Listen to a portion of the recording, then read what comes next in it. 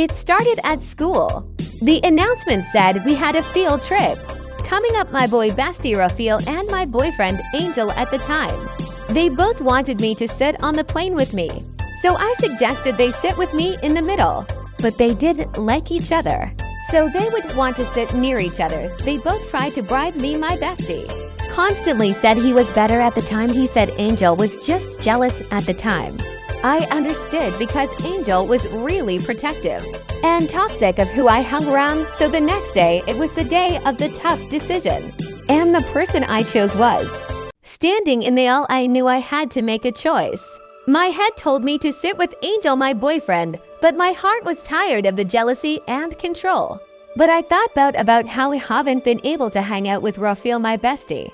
I thought about it, and I hate toxic things but could speak so. I walked right past him and sat down next to Rapheal.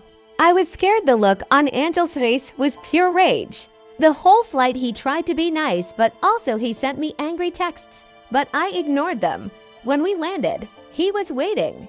He grabbed my arm and said, "It is him or me if you choose him. We're over it," was giving me pressure. And I loved both, so my choice was, "It's him or me," Angel screamed. I looked at Rapheal, then back at Angel. Him. The word was barely out of my mouth before Angel lunged at Rapheal. I jumped between them, trying to break it up, but Angel's fist, meant for Rapheal, caught my cheek. The shock and the sting were instant. If he really loved me, he wouldn't have hit me. As teachers pulled them apart, I looked straight at Angel and said, "I choose my bestie. He's my ride or die." It was supposed to be you, but you're toxic and you hurt me. Why fight over a friend? It was never that deep. For a whole month, we weren't cool, but I had Rapheal, who tried his best to make me feel loved and appreciated. But then, Rapheal was my rock. For that whole month, he made me feel so secure and loved the way a best friend should. I was finally moving past the drama with Angel. But then, things started to shift. He was holding my hand a little too long or looking at me a little too intently. I felt a tension I didn't want. One afternoon, while we were talking, he put his arm around me and whispered, "I know you just got out of something bad, but I've always loved you more than a friend." My heart sank. I panicked and pulled away. I don't want a boyfriend right now, especially not him. I don't feel that way. He looked devastated. Now I risk losing my best friend too, just when I needed him the most. Months crawled by. The school hallways felt hollow. The lunch table felt huge and empty.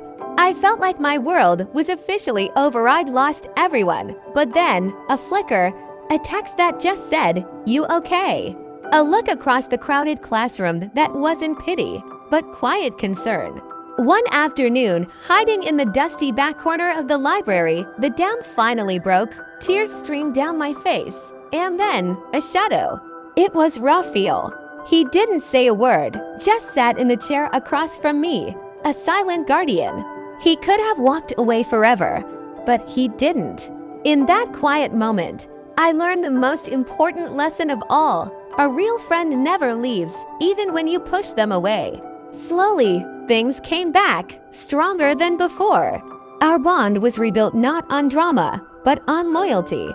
He taught me that a true ride or die is the person who sits with you in the darkness until you're ready to find the light again.